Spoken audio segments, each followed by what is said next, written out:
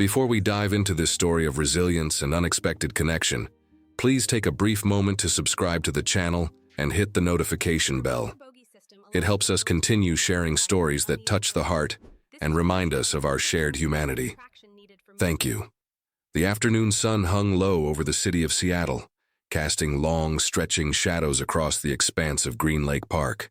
It was a Tuesday, typically a quiet day, but the unseasonably warm autumn weather had drawn the crowds out in droves. To the average observer, the park was a scene of idyllic leisure, joggers weaving through the paved paths with rhythmic breath, mothers pushing strollers while sipping iced coffees, and teenagers tossing frisbees on the emerald grass. The air smelled of damp pine, roasted peanuts from a nearby vendor, and the crisp, decaying scent of falling leaves. To Liam Walker, however, the park was a grid of potential threats, varying vectors of movement, and an overwhelming cacophony of sensory input. Liam walked with a gait that was deceptively casual, though a trained eye would have noticed the fluidity of his movement, the way his weight remained balanced on the balls of his feet, ready to pivot or sprint at a fraction of a second's notice. He wore a faded gray hoodie pulled up slightly to shield his peripheral vision, and dark sunglasses that hid eyes that never stopped scanning. He wasn't looking for enemies. His rational mind knew he was home, safe on American soil. But his nervous system, rewired by a decade of high-stakes operations in the SEAL teams, hadn't received the memo. At his side, tethered by a short, tactical leather leash, trotted Atlas. Atlas was a Belgian Malinois, a creature of focused kinetic energy wrapped in tawny fur and black masking. The dog did not sniff at the discarded wrappers on the ground. He did not lunge at the squirrels darting up the cedar trees. He did not bark at the other dogs that yapped and pulled at their owners. Atlas moved in perfect synchronization with Liam's left leg. When Liam slowed, Atlas slowed. When Liam stopped to adjust his sunglasses, Atlas sat immediately, his amber eyes scanning the perimeter behind Liam, covering his handler's six. They were a unit, a single organism operating with two hearts. "Too many people today, buddy," Liam murmured, his voice a gravelly whisper that barely rose above the sound of the wind in the trees. Atlas looked up, his ears twitching, acknowledging the voice, then returned his gaze forward. The dog wore a vest that read, "Service Dog, do not pet," in bold white letters against black fabric. It was a command that most people ignored, usually followed by, "Oh, he's so cute," and an invasive hand reaching out. Liam had learned to navigate these interactions with a polite but firm barrier, yet today, he didn't have the energy for it. Today was a high static day. That was what his therapist called it.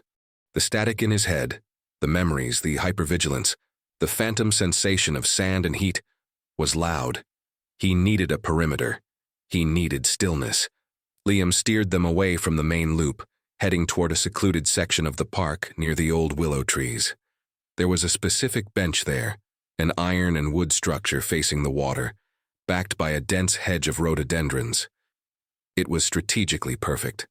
The hedge protected his back, preventing anyone from sneaking up on him. The view of the water provided a wide, clear field of fire, or rather a field of view. As they approached, Liam felt a microscopic release of tension in his shoulders. The bench was empty. "Place," Liam commanded softly. Atlas moved under the bench, curling up in the designated spot, tucking his paws in but keeping his head up.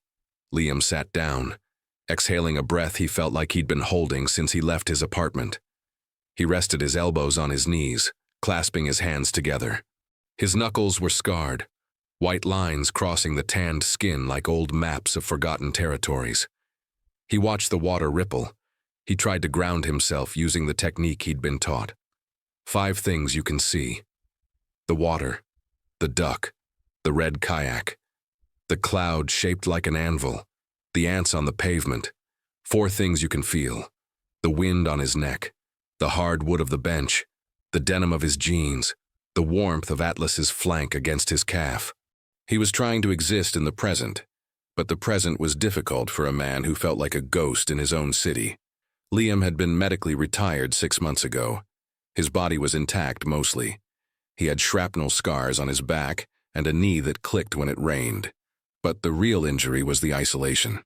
He had gone from being part of the most elite brotherhood on the planet, where communication was telepathic and trust was absolute, to being a civilian in a world that felt chaotic, loud, and incredibly frivolous. People worried about their latte orders. They worried about likes on social media.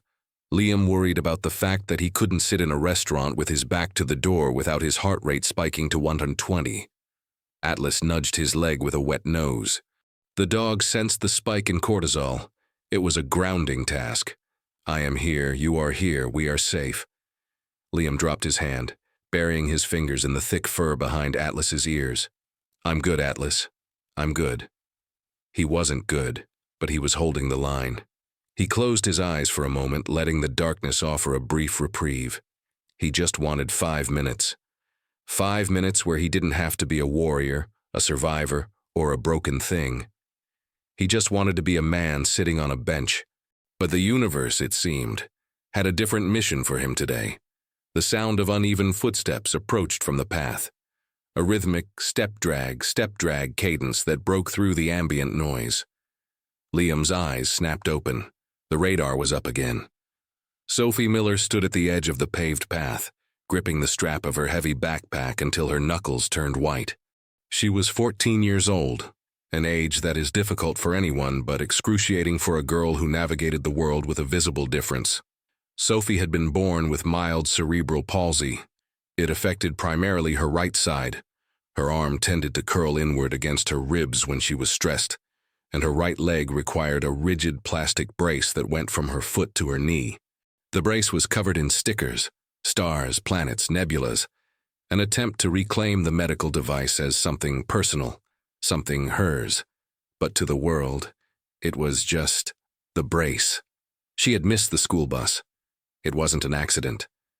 She had hidden in the library bathroom until the buses left because the thought of walking down the center aisle, feeling the eyes of the cool kids burning into her uneven gait, was simply too much to bear today. Today had been bad. In gym class, they had picked teams for volleyball. Sophie, as always, was the extra, the one the teacher had to assign because no captain chose her.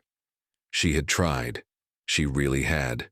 But her reflexes were slower, and when she missed an easy serve, the collective groan of her teammates had felt like a physical blow. So, she walked home. It was a long walk, cutting through Green Lake Park. Her leg was aching. The friction of the brace against her calf was a hot, stinging burn, signaling a blister forming. Her hip joint, compensating for the uneven stride, throbbed with a dull, rhythmic pain. She was exhausted. Not just the physical exhaustion of dragging a limb that didn't want to cooperate, but a deep, soul-level fatigue. She was tired of apologizing. She apologized when she bumped into people in the hallway. She apologized when she took too long to pack her bag. She apologized when her speech slurred slightly when she was excited or nervous. I'm sorry. I'm sorry. I'm sorry I take up space. I'm sorry I'm not fast enough. I'm sorry I'm broken. Sophie looked around the park. It was crowded. Every bench she passed was occupied by laughing couples, groups of teenagers filming TikToks, or elderly men feeding pigeons. She just needed to sit. She needed to take the weight off her hip for 5 minutes before tackling the final mile to her house. She saw a group of girls from her school sitting on the grass near the fountain. Sophie instinctively ducked her head, letting her hair fall like a curtain to hide her face. She quickened her pace, which only made her limp more pronounced. She heard a giggle. Was it directed at her? Logic said they probably didn't even see her. Anxiety said they were laughing at the way she walked. She felt the heat rise in her cheeks. Just keep moving. Don't look up. She turned off the main path, seeking the quieter trails near the water. She was thirsty, and her backpack felt like it was filled with rocks. She spotted a secluded alcove ahead, shielded by willow branches and thick rhododendrons. There was a bench. Hope surged in her chest, followed immediately by disappointment. It was occupied. A man sat there. He looked intense. That was the only word Sophie could find. He was wearing dark clothes, sunglasses, and sat with a stillness that felt unnatural, like a statue waiting to come to life. And beneath the bench, she saw the silhouette of a large dog. Sophie slowed down, her heart sinking. Her leg gave a painful twinge, almost causing her to stumble.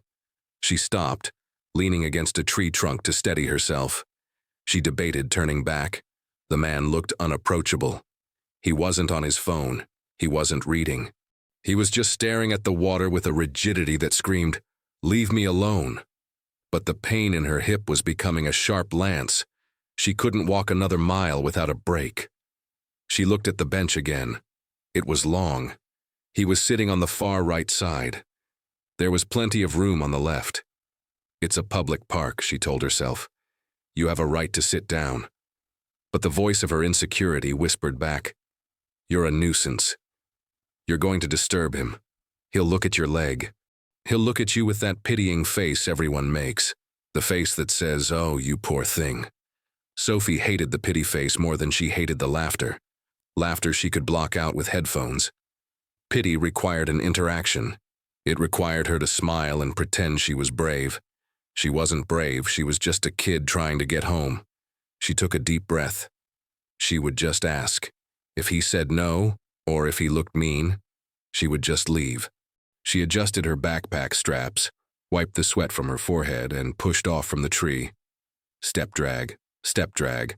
The sound of her shoe scuffing the pavement seemed incredibly loud in the quiet alcove. She saw the man's head tilt slightly. He heard her.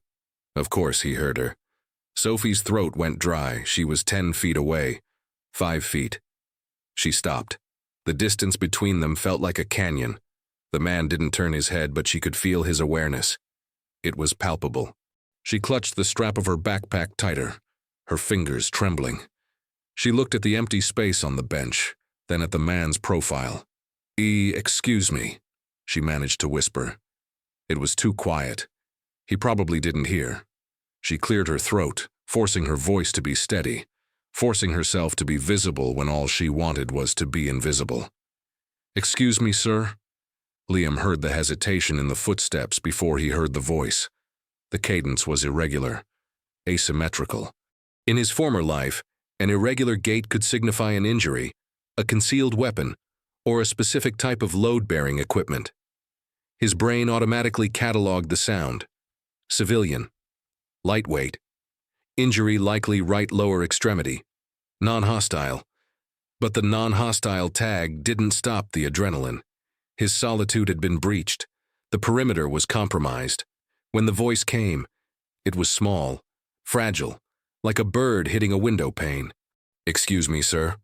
Liam took a slow breath in through his nose, holding it for a count of 4, then exhaling.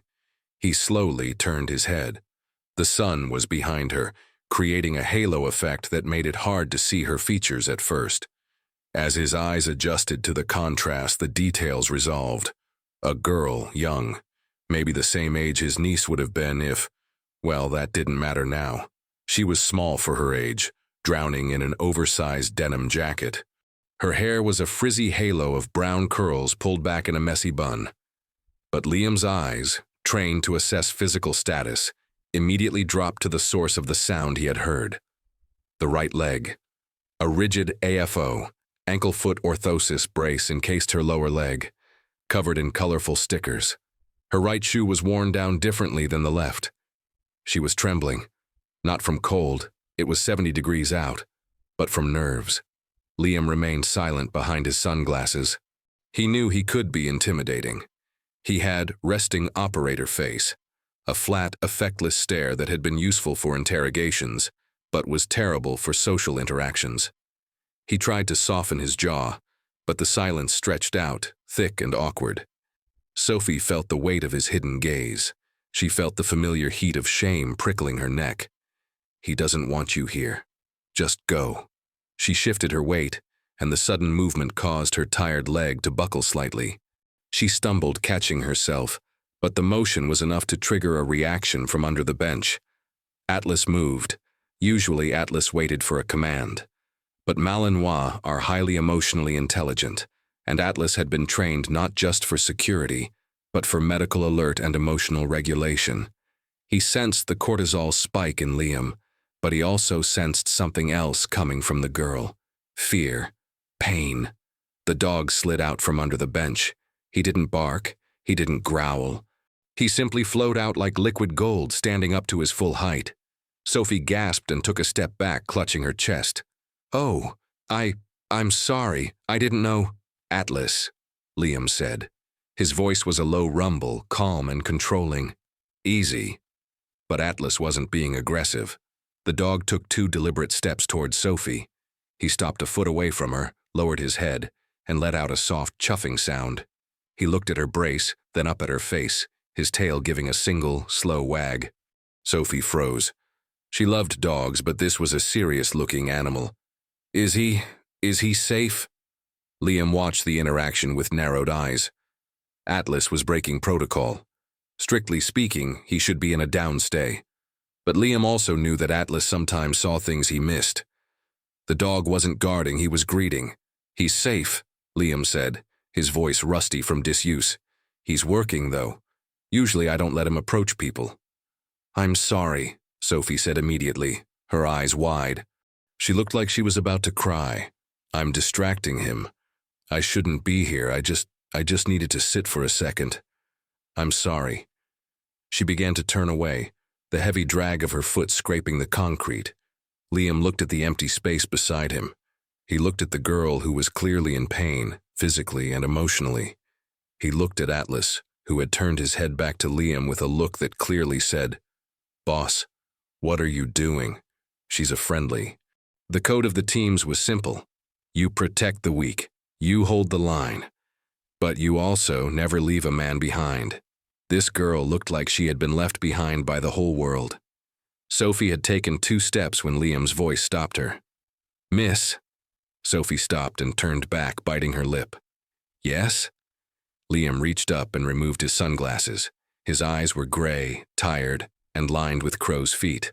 But they weren't mean. They were just seeing. He looked at the bench.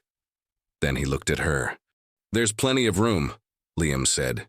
He gestured to the empty expanse of wood. Sophie hesitated. She looked at the dog, then at the man. She pointed a shaking finger at the space. "Can I sit here?" she asked, her voice barely audible. "Really?" "The bench is for everyone," Liam said. He sat up straighter, shifting his position to give her even more space, signaling physically that she was welcome.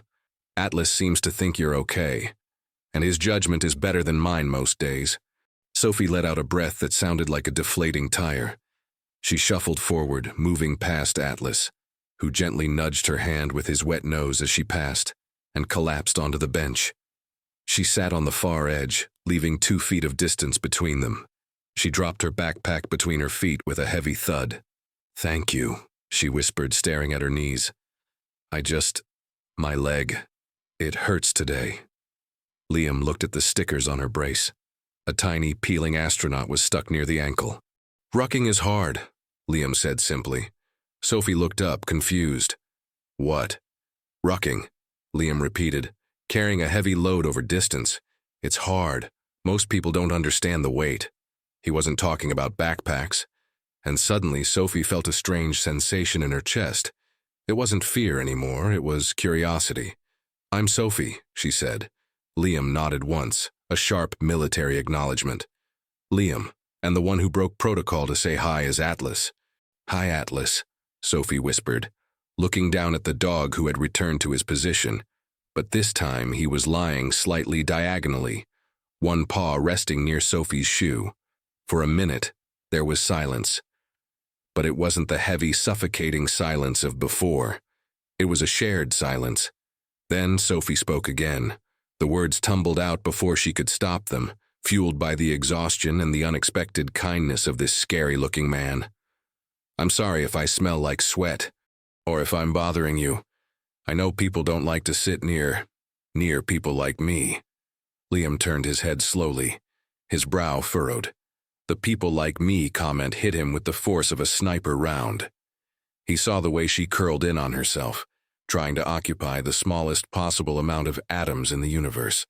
He recognized that posture. He had seen it in refugees. He had seen it in rookies who had broken under pressure. He had seen it in the mirror. "People like you?" Liam asked, his voice dropping an octave, becoming serious. Sophie gestured vaguely at her leg, her chaotic hair, her general existence. You know, broken, slow, in the way. Liam stared at her. The silence stretched for 10 seconds. He felt Atlas tense up against his leg. This was the moment. He could offer a platitude. He could say, "Oh, don't say that, you're fine." The polite, civilian lie. But Liam Walker wasn't a civilian. He dealt in hard truths. And he knew that sometimes the only way to heal a wound is to clean it out with something that stings. He shifted his body, turning fully toward her. "Sophie," he said. She looked up, startled by the use of her name. "Look at me." She met his gray eyes. "We need to get one thing straight right now." The wind picked up off Green Lake, rustling the willow branches and sending a cascade of yellow leaves drifting down around them. One landed on Liam's knee. He didn't brush it off. He held Sophie's gaze with an intensity that made her want to look away, but she found she couldn't. It wasn't the glare of a bully. It was the focused assessment of a mechanic looking at an engine, or a doctor looking at a wound. "You used the word broken," Liam said, his voice steady and low. "In my line of work, we have very specific definitions for words. Words matter. Words can get people killed, or they can save them." Sophie swallowed hard, her hands gripping the edge of the bench. It's what I am. My leg doesn't work right. My brain sends the wrong signals. That's the definition of broken, isn't it?" Liam leaned back slightly, crossing his arms over his chest. His biceps strained against the fabric of his hoodie. "No. That's the definition of damaged. There is a massive difference."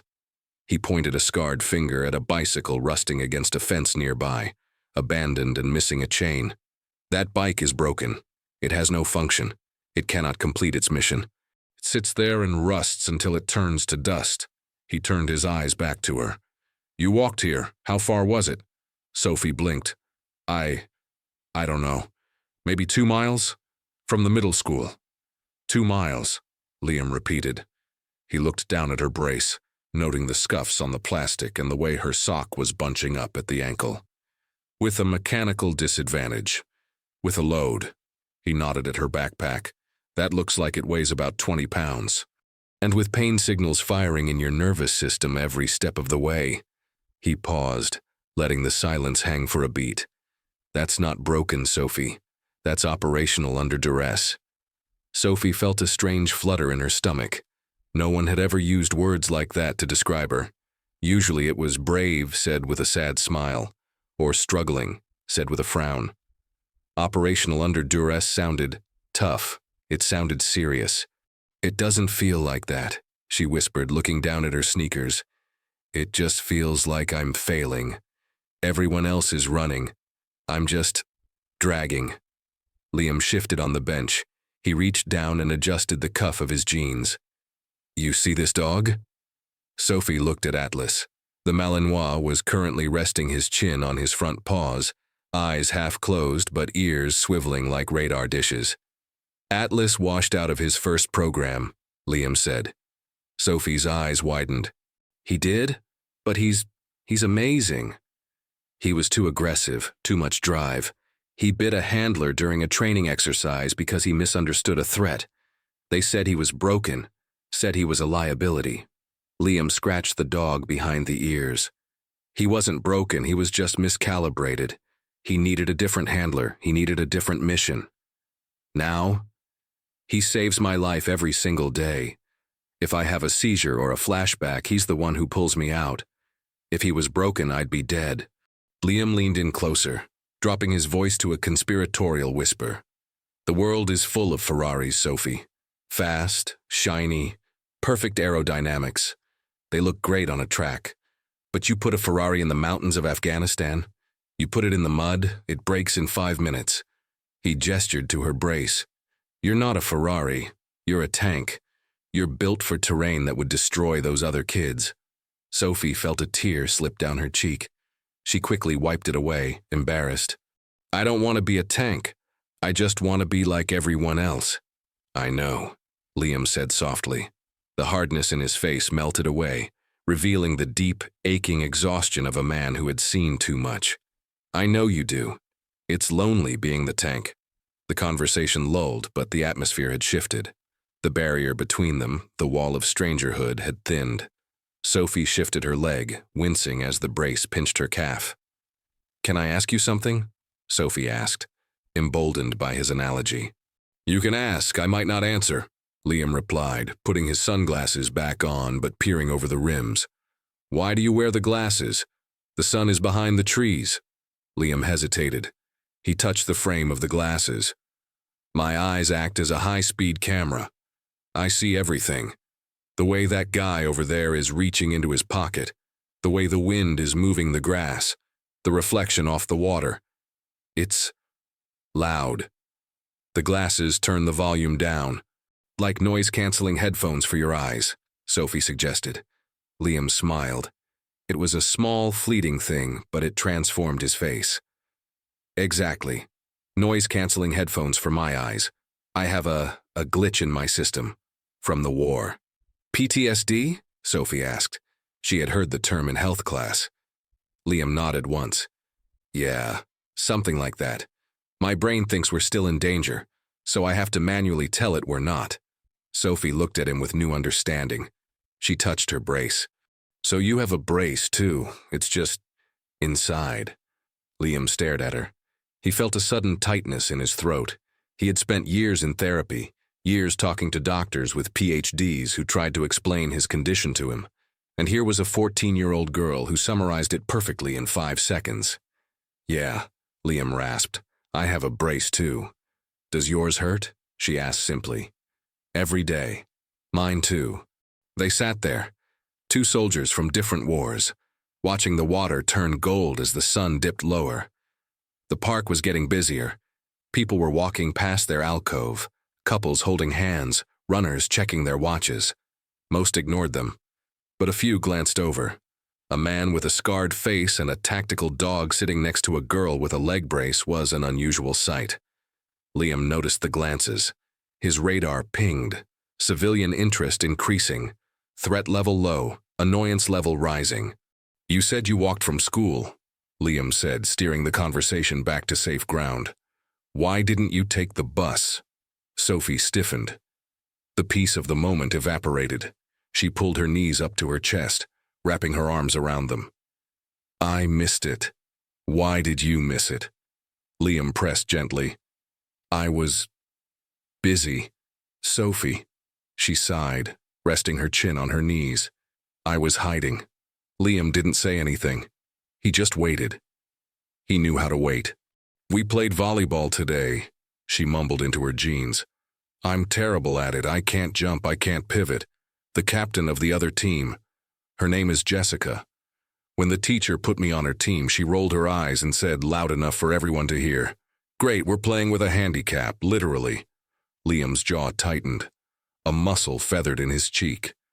He knew men who had done terrible things, but the cruelty of children always struck a different, sharper chord. It was so casual, so unnecessary. "And then," Sophie continued, her voice trembling, "in the locker room, I take longer to change because of the brace. They took my regular shoes. They hid them. I had to walk around in my socks looking for them for 10 minutes while they laughed. I couldn't get on the bus with them. I couldn't." The tears were flowing freely now. She didn't try to wipe them away. Liam felt a cold, dark anger rising in his chest. It was the same anger he felt when he saw villages burned or innocents caught in the crossfire. It was the protector's rage. Atlas sat up. He moved closer to Sophie, pressing his heavy head onto her knee, right over her arm. He let out a deep sigh, anchoring her. "They are weak," Liam said. His voice was ice. Sophie looked up, sniffing. "No, they're not. They're popular. They're pretty. They're perfect." "They are weak," Liam repeated, with absolute conviction. "Cruelty is the resort of the weak. It's a cheap way to feel powerful. Strong people, truly strong people, lift others up. They hold the line for those who can't. Those girls, they're cowards. They attack you because you're an easy target. That's not strength. That's scavenging." He turned to her, removing his glasses completely now. "You took the hit. You endured the humiliation. And you still walked 2 miles home. You're tougher than all of them combined, Sophie. You just don't know it yet because you're judging yourself by their rules. In their game, you lose. But the world isn't a volleyball court. As if summoned by the narrative, voices drifted toward them from the path. High-pitched laughter, the rhythmic slap of sandals on pavement. Sophie froze. Her eyes darted to the gap in the hedges. "Oh my God, did you see his face?" a voice said. "He looked so stupid." "I know, right? Totally cringe." 3 girls rounded the bend. They were around 14, dressed in matching athletic gear, holding iced coffees. They were vibrant, loud, and moved with the careless confidence of those who have never really been told no. Sophie shrank back against the bench, trying to merge with the wood. "It's them," she whispered. "Please don't look." Liam didn't look away. He looked directly at them. The girls slowed as they passed the alcove. They saw Sophie. "Oh, look." The tall one in the middle, Jessica, said, slowing to a stop. She smirked, tilting her head. "Found your shoes, Sophie? Or are you walking home barefoot?" Her friends giggled, the sound sharp and grating like breaking glass. Sophie didn't answer. She stared at the ground, her face burning crimson. "Aw, is she crying?" one of the other girls mocked. "Don't be such a baby, Miller, it was just a joke." They didn't seem to notice Liam at first. Or if they did, they dismissed him as just some random guy on a bench. They were too focused on their prey. "Hey," Jessica called out, stepping slightly off the path toward the bench. "We're talking to you, don't be rude." Atlas stood up. It wasn't a playful movement this time. It was a mechanical, sudden transition from prone to standing. He didn't bark. He just stood, his chest puffed out, his gaze fixed on Jessica. He emitted a low, subsonic rumble that was more felt than heard. The girls stopped. Jessica took a half step back, her eyes widening as she finally took in the size of the dog and the man holding the leash. Liam hadn't moved. He sat perfectly still, one hand resting casually on Atlas's collar. But his energy had changed completely. The air around the bench seemed to drop 10 degrees. The resting operator face was gone, replaced by the predator stare. The look that said, "You have entered a kill box. Proceed with extreme caution." "Is there a problem here?" Liam asked. His voice wasn't loud. He didn't shout. He spoke in a flat, monotone baritone that cut through the park noise like a razor blade. The girls looked at him, startled. We were just talking to our friend," Jessica stammered, though her confidence was visibly cracking. "Friend?" Liam raised an eyebrow. He looked at Sophie, who was trembling, tears dripping off her chin. Then he looked back at Jessica. "She doesn't look like she's talking to friends. She looks like she's under attack." "It's not a big deal," Jessica said, trying to regain her ground. She rolled her eyes, though it was a nervous tick now. "We're just messing around. God, why is everyone so sensitive?" Passers-by were starting to slow down. The tension was palpable. A couple stopped pushing their stroller. A jogger paused to tie his shoe, listening. The scene, 3 teenage girls, a crying disabled girl, and a man who looked like he could snap a baseball bat in half, was drawing an audience. "Sensitive," Liam repeated the word, tasting it. He stood up. Liam was 6'2". When he stood, he unfolded like a pocket knife. He stepped around the bench, placing himself physically between Sophie and the girls. He didn't advance on them. He just occupied the space. He became a wall. "You think this is about being sensitive?" Liam asked. He looked at the growing crowd, then back at the girls. He saw the curiosity in the stranger's eyes. He saw the fear in Sophie's. This was it. The teachable moment. The moment to change the narrative. "You asked her if she found her shoes," Liam said, his voice projecting slightly now, carrying to the people who had stopped. "Let me ask you something. Do you know how much extra energy it takes for her to walk a mile compared to you?" Jessica blinked. "What?" "Physics," Liam said. "Simple physics. Her mechanics are compromised. Her energy expenditure is roughly 3 times yours. So when she walked 2 miles here today, because you hid her shoes and she missed her bus, she did the equivalent of you running a 10K with a 20-pound weight vest." He took a step closer to the girls, not aggressively, but with authority. "She just finished a marathon, And you're standing there drinking iced coffee, laughing because she's tired. The crowd was silent now. About 10 people had gathered. A woman with a grocery bag covered her mouth. A man crossed his arms, glaring at the teenagers. Jessica's face flushed pink. We didn't know she walked. You didn't care, Liam corrected her gently. That's the difference. He turned back to Sophie. She was looking up at him, her eyes wide, her mouth slightly open. For the first time all day, she wasn't looking at the floor. She was looking at him, and she was looking at the girls. Liam turned back to the audience, to the girls, and to the world at large. He took a breath. He was about to say the words that Sophie would remember for the rest of her life.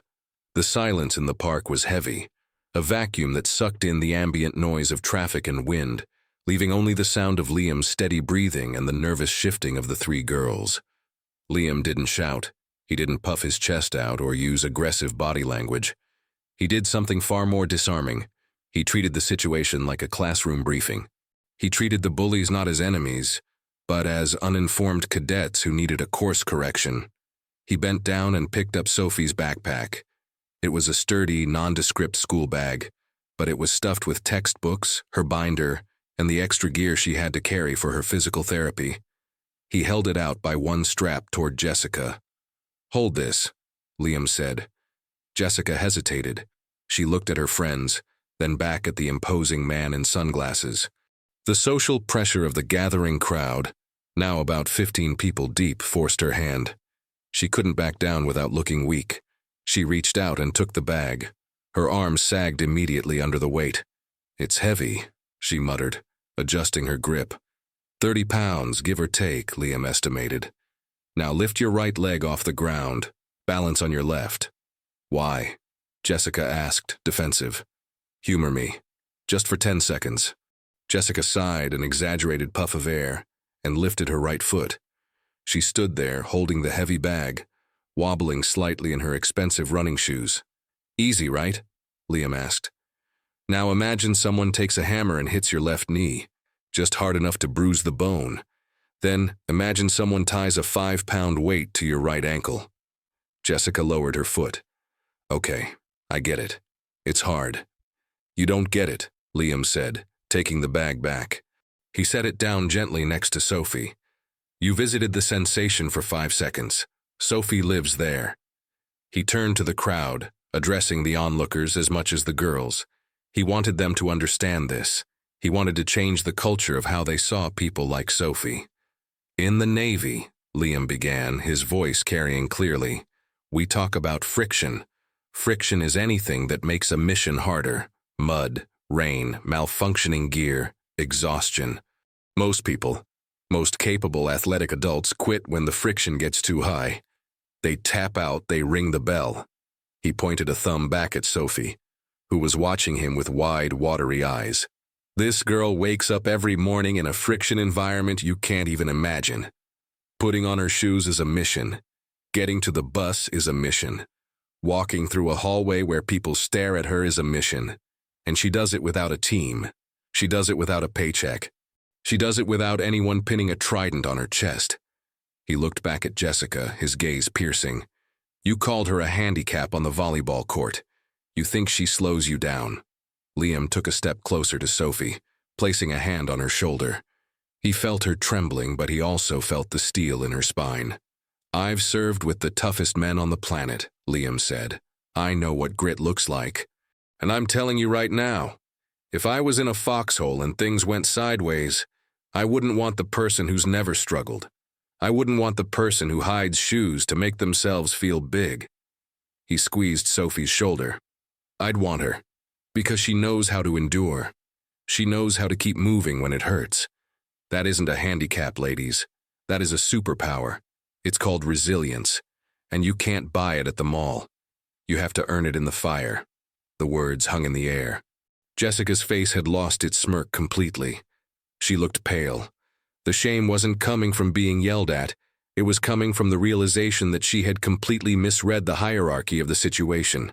She thought she was the alpha because she was fast and popular. Liam had just explained with surgical precision that she was actually the weakest person in the circle because she had never been tested. One of Jessica's friends looked down at her own feet, unable to meet Sophie's eyes. We didn't mean it like that, the friend whispered. Intent doesn't change impact, Liam said simply. But now you know. Next time you see someone struggling, ask yourself if they're weak or if they're just carrying a heavier load than you are. The atmosphere in the park had shifted from curiosity to reverence. A woman in the crowd, wearing a business suit, wiped her eye. A teenager who had been filming on his phone stopped recording and just watched, his expression somber. Sophie sat on the bench, her heart pounding against her ribs like a trapped bird. But something else was happening inside her chest. The tightness, the constant, crushing weight of being less than, was loosening. For years, she had looked at her brace and seen a cage. Liam had just called it armor. For years, she had looked at her limp and felt shame. Liam had just called it friction training. She looked at Jessica. For the first time, Jessica didn't look scary. She looked small. She looked like just a girl with an iced coffee and an insecurity problem.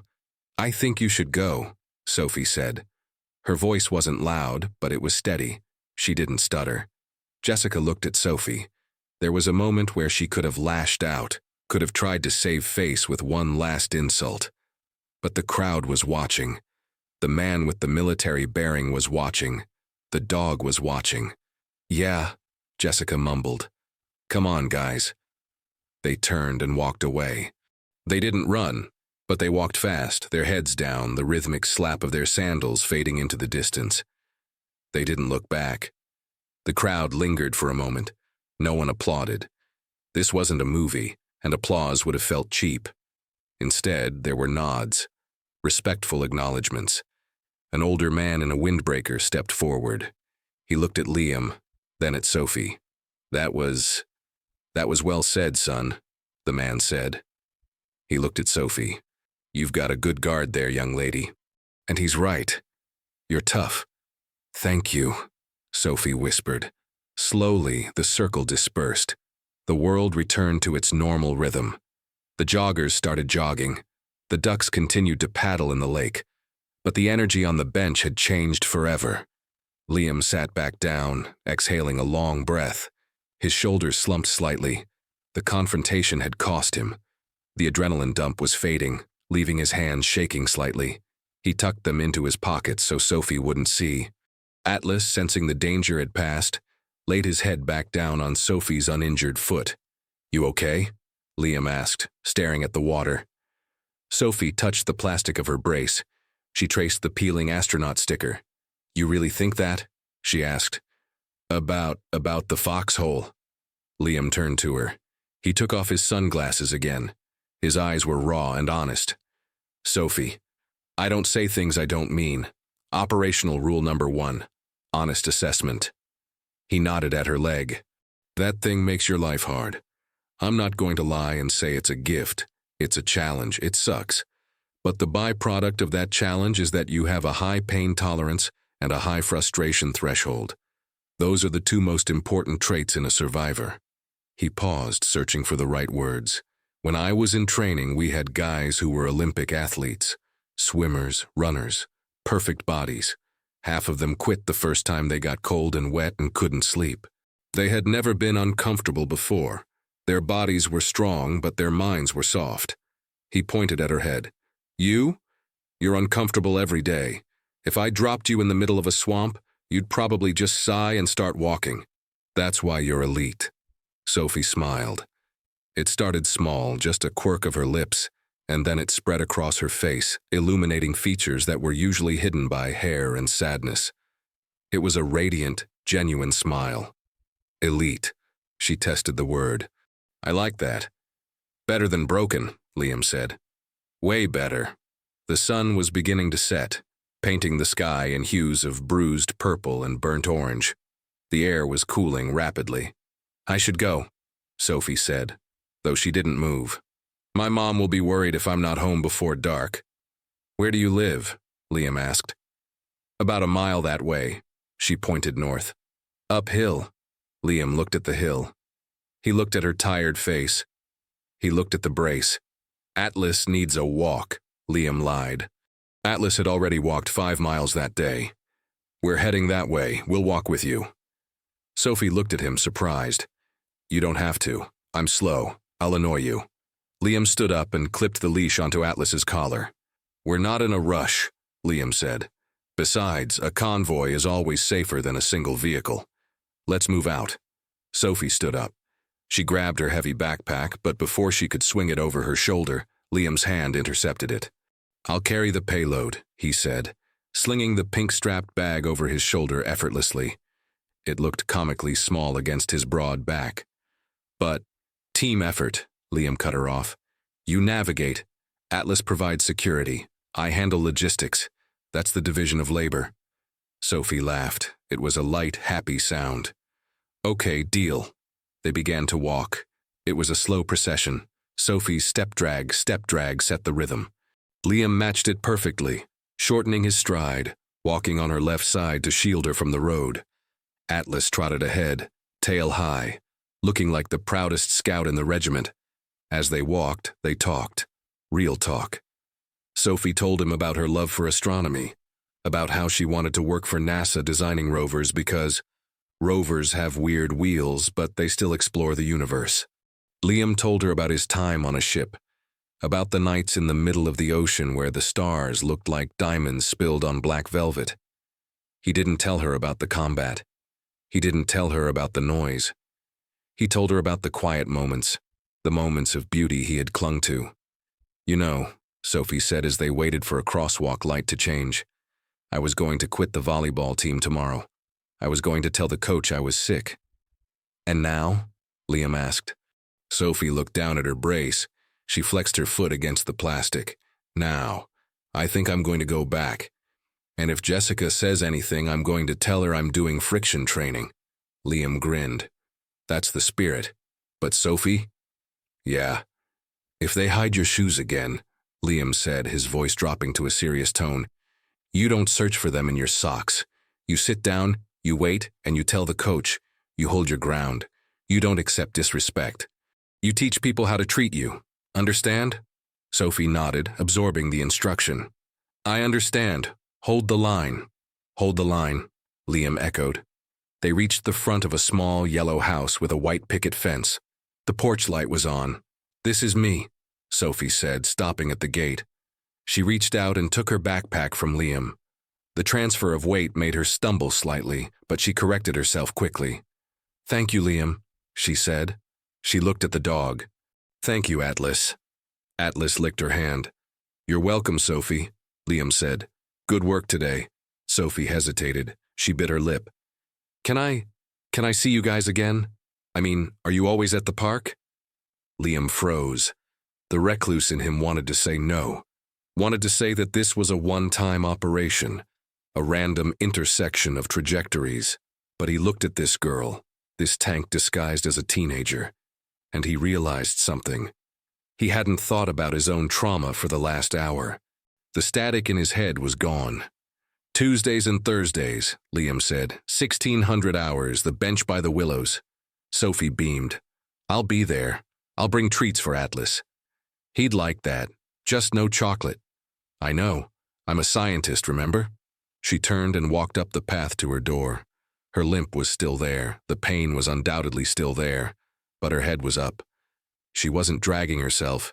She was marching. Liam waited until she was safely inside the house and the lock clicked. Come on, buddy, Liam whispered to Atlas. RTB, return to base. As they walked away into the twilight, Liam realized that for the first time in 6 months, base didn't feel like a bunker. It just felt like home. 3 months had passed since the incident at the bench. The seasons had turned. The golden hues of autumn had given way to the crisp, steel-gray, biting cold of a Seattle winter. Green Lake Park was different now. The leaves were gone, leaving the skeletal branches of the willows exposed against the sky. But every Tuesday and Thursday at 1600 hours, regardless of the drizzle or the chill, the bench was occupied. It had become a ritual, a 2-person support group. For Liam, these meetings were no longer just a way to kill time. They were a lifeline. He had begun to notice physiological changes in himself. His therapist called it neuroplasticity, the brain's ability to rewire itself. For years, Liam's brain had been wired for threat detection, see movement, assess threat, engage or evade. But Sophie had introduced a new neural pathway, see Sophie, feel purpose, engage empathy. On this particular Thursday, however, Sophie was vibrating with nervous energy. She wasn't sitting. She was pacing back and forth in front of the bench, her brace crunching on the frost-covered grass. "Sit down, Miller," Liam said, sipping a black coffee. "You're burning fuel unnecessarily." "I can't," Sophie said, stopping and turning to him. She was wearing a thick wool coat and a hat with a pom-pom that bobbed when she moved. "The science fair is tonight. The district finals. We practiced," Liam said calmly. "You know your material. The Mars rover suspension system. It's solid engineering." "It's not the engineering I'm worried about," Sophie admitted. She chewed her lip. "It's the presentation, the judges, the crowd. It's in the gymnasium. It's going to be loud and hot and everyone will be staring at me." She looked at him with pleading eyes. "I need my perimeter security." Liam froze. He hadn't been inside a school gymnasium in 20 years. The thought of it, the echoing acoustics, the unpredictable movement of hundreds of civilians, the lack of clear exits, made his palms sweat inside his gloves. It was a tactical nightmare. It was a red zone. "Sophie," Liam started, his voice tight. "You know I don't do crowds. Not indoors." Sophie's face fell. She didn't argue. She didn't guilt-trip him. She just nodded, respecting the boundary he had set weeks ago. "I know. It's okay. I thought I'd ask. My mom will be there. It'll be fine." She forced a smile, but it didn't reach her eyes. She sat down, defeated. Liam looked at Atlas. The dog was watching him, head cocked. Liam looked at Sophie's brace. He remembered the first day he met her, how she had apologized for existing. Now, she was going to stand up in front of a district panel and present a project on adaptive mechanics. She was stepping into the line of fire. The only way to conquer a fear is to face it with a team, Liam thought. It was something his chief had told him before his first deployment. "What time is step-off?" Liam asked. Sophie looked up, confused. "Step-off? What time does the operation start?" 6 p.m., she whispered. Liam took a deep breath. He visualized the gymnasium. He visualized the panic. Then he visualized Sophie standing there alone while Jessica and her friends watched. "I'll be there at 17:45, Liam said. "Atlas will have to stay in the truck, school rules, but I'll be there. I'll hold the rear perimeter." Sophie's eyes widened. "Really, but the crowd?" "I'm a Navy SEAL," Liam said, forcing a grin he didn't quite feel yet. "I think I can handle a middle school cafeteria. Just don't expect me to judge the potato batteries." The gymnasium was a sensory assault. The smell of floor wax and stale popcorn, the roar of hundreds of conversations bouncing off the metal rafters, the bright fluorescent lights that hummed at a frequency that made Liam's teeth ache. Liam stood in the far back corner, his back pressed firmly against the cinder block wall. He had his sunglasses on, despite being indoors. He had located the 3 exits within the first 10 seconds of entering. He was sweating. His heart rate was a steady 110 beats per minute. Controlled panic. He scanned the rows of tri-fold cardboard displays until he found her. Sophie was at table 42, near the center. She looked small amidst the chaos. She was adjusting a small robotic model made of Lego and wires. He watched as the judges approached her table. 3 adults with clipboards. This was it. Liam couldn't hear what was being said, but he could read body language. He saw Sophie stiffen. He saw her hand tremble as she pointed to her poster. Then he saw something shift. Sophie looked up. She scanned the back of the room. Even with his sunglasses in the distance, their eyes locked. Liam gave her a single, sharp nod. "I have the watch. Proceed." Sophie took a breath. Her posture changed. She straightened her spine. She stopped leaning on the table and stood fully on her braced leg. She began to speak. Liam moved closer, hugging the wall until he was within earshot.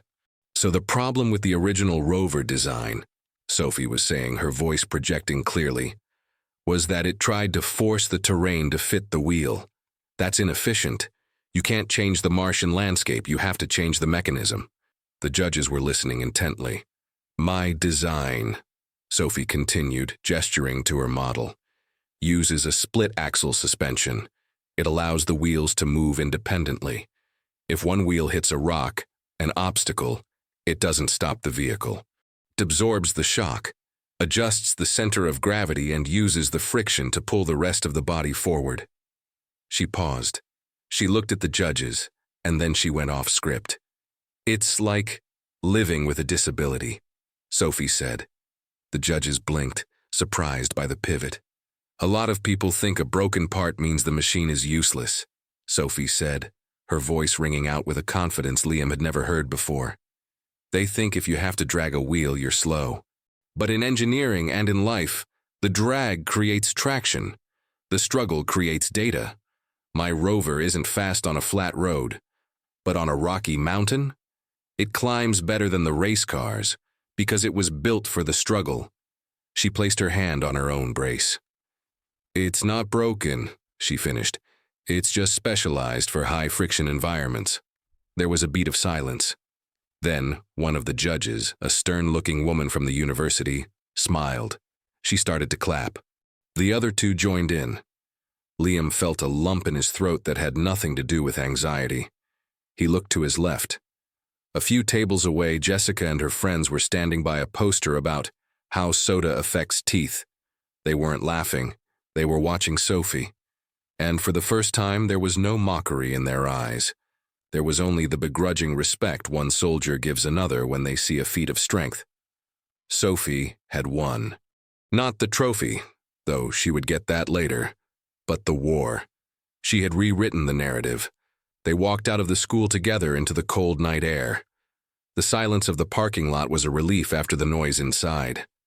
You did good, kid, Liam said, unlocking his truck. Inside, Atlas barked happily, sensing their return. Did you hear the part about the friction? Sophie asked, breathless with adrenaline. I used your line. I heard it. You improved it. Liam leaned against the truck door. He looked at the stars. You know, Sophie, I've been thinking about what you asked me last week, about why I left the Navy. Sophie grew quiet. You don't have to tell me. I want to, Liam said. I left because I felt like I had run out of ammo. I felt like I had nothing left to give. I thought my useful days were over because I was damaged. He looked at her. But watching you tonight, watching you take the thing that hurts you most and turn it into a lesson for everyone else, it made me realize something. What? That we don't get to choose our battles, Liam said. But we do get to choose our weapons. You chose intellect. You chose bravery. He reached into his pocket and pulled out a small, heavy metal object. It was a coin, a challenge coin from his old SEAL team. It had a trident on one side and a Latin inscription on the other. He took Sophie's hand and pressed the coin into her palm. In the teams, we give these to people who have earned our respect, who have proven they can hold the line. Sophie looked at the coin. It was cool and heavy. She ran her thumb over the raised metal. Liam, I can't take this. You earned it, Liam said firmly. You're part of the unit now, but it comes with a condition. What condition? You have to promise me that you'll keep building those rovers. You keep showing the world that different doesn't mean defective. You keep teaching them. Sophie closed her fingers around the coin, clutching it like a talisman. She looked up at him, her eyes shining with tears. I promise. Mission accepted. Epilogue. The educational value of scars 6 months later. The YouTube video starts with a shot of the park bench. It's empty, but the sun is shining.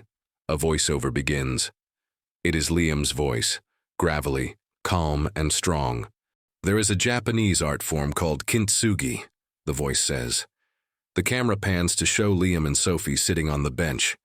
Sophie is sketching in a notebook. Atlas is sleeping at their feet.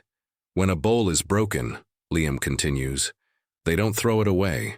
They fix the cracks with gold. They believe that the injury doesn't make the object ugly. It makes it more beautiful.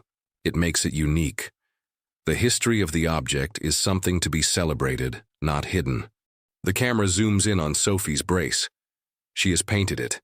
It's no longer covered in random stickers.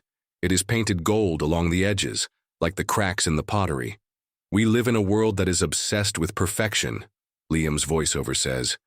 We filter our photos, we hide our struggles, we pretend we aren't hurting.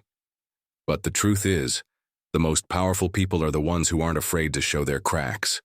The video cuts to Sophie standing in front of a classroom of younger kids, pointing to her brace, smiling confidently. My friend Sophie taught me that pain is just information, Liam says. It tells you that you are alive. It tells you that you are fighting. And if you are fighting, you are winning. The scene returns to the bench. Liam turns to the camera, removing his sunglasses. He looks directly at the viewer. If you are watching this and you feel broken, if you feel like you are dragging a weight that no one else can see, remember this. You are not a broken machine. You are a tank in a world of sports cars. You are built for the heavy terrain, and the world needs your strength. The screen fades to black. Text appears on the screen. Trauma is a fact of life, but it does not have to be a life sentence. Find your team, share your load, reshape the narrative. Dedicated to every warrior fighting a silent battle. And that is the story of how a simple question, can I sit here, saved 2 lives. It reminds us that sometimes the help we need doesn't come from a doctor or a medicine. Sometimes it comes from a stranger who is just as scared as we are, but willing to sit in the darkness with us until the light comes back. If this story touched you, please share it. You never know who on your friends list is carrying a heavy backpack in silence. Sharing this might just be the signal they need to keep going. Don't forget to subscribe for more stories that feed the soul. Until next time, hold the line. Educational breakdown for the audience, value add, reframing, cognitive restructuring. Notice how Liam taught Sophie to change her language from broken to operational under duress. This is a real psychological technique. The words we use to describe ourselves change our brain chemistry. By viewing her struggle as training rather than failing, Sophie regained her power. The force multiplier effect. In the military, a force multiplier is a tool that dramatically increases the effectiveness of a group, like a radio or night vision. In life, empathy is a force multiplier. By sharing their burdens, Liam and Sophie didn't just add their strengths, they multiplied them. Post-traumatic growth, PTG. We often hear about PTSD, but there is also PTG. This is the positive psychological change experienced as a result of adversity. Sophie became a leader because of her struggle, not in spite of it. Her cracks became her gold.